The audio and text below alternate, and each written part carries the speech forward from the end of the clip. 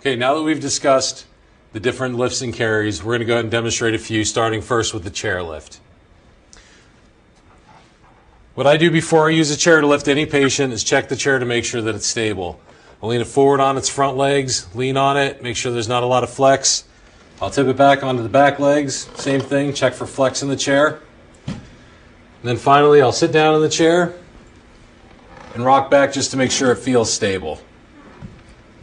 If I could have 2 volunteers.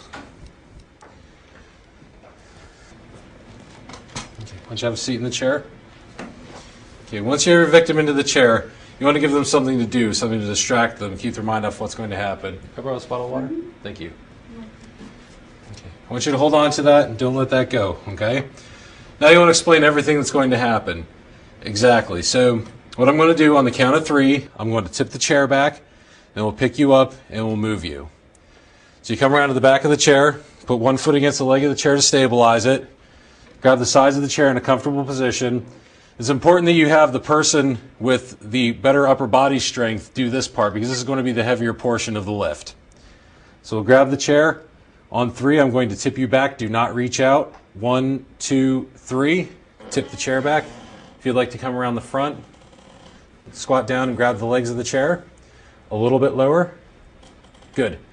We'll pick up on 3. 1, 2, 3. And we'll move the victim. We'll set the patient down on 3. 1, 2, 3. And then down again. 1, 2, 3. The chairlift is great for somebody who may not be able to move around so well on their own, or the elderly victim, because now it gives them some place to sit. You're not taking them out of the situation they were in, having them sit on debris. They have a chair to sit on. Nice job. Thank you for your help. If you guys go back to your seats. Are there any questions? Yes. I would think that if I were that person in that situation, that I'd be a little bit nervous or maybe flailing around. So if that were to happen, what would you do? Generally what happens with victims, when they start receiving help, they'll calm down and relax because they're being removed from the situation. And if not, you can always just duct tape them to the chair and be on your way.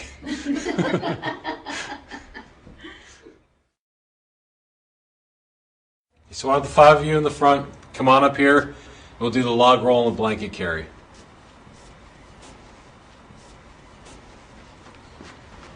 I need a volunteer.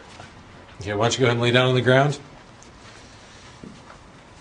So what you'll do is you'll take the blanket, spread it out along the side of the victim, making sure that you have enough up around the head and neck area. You'll take this and very tightly pack it underneath the side of the patient. Okay. Then to log roll the patient, we'll always roll them onto an uninjured side. So we'll raise this arm up. Okay, I'll come around. I'll stabilize the head and neck. It's going to be on my call. We'll roll the patient.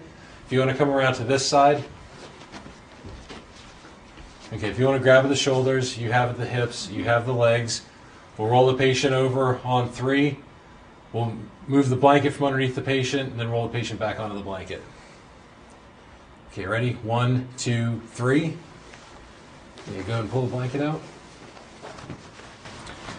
Okay, on 3, we'll roll the victim back. 1, 2, 3.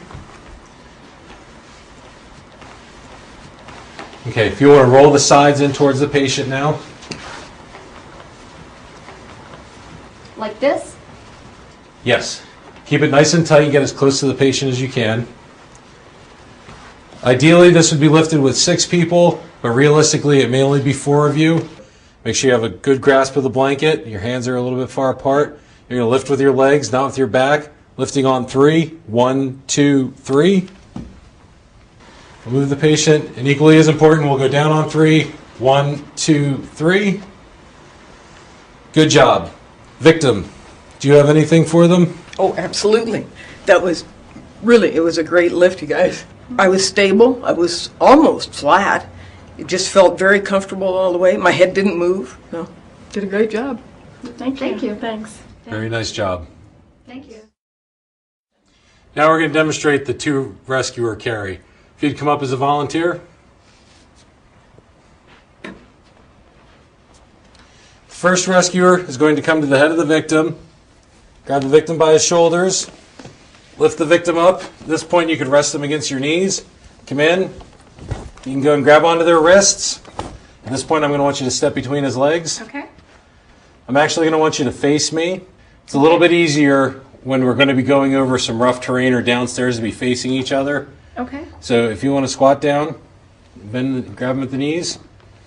On three, we'll pick them up. 1, 2, 3. Okay. And at this point now, you could rest them on your hips. And that's a little easier for you to carry. It is.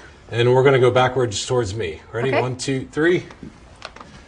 We'll set them down on 3. 1, 2, 3. Okay.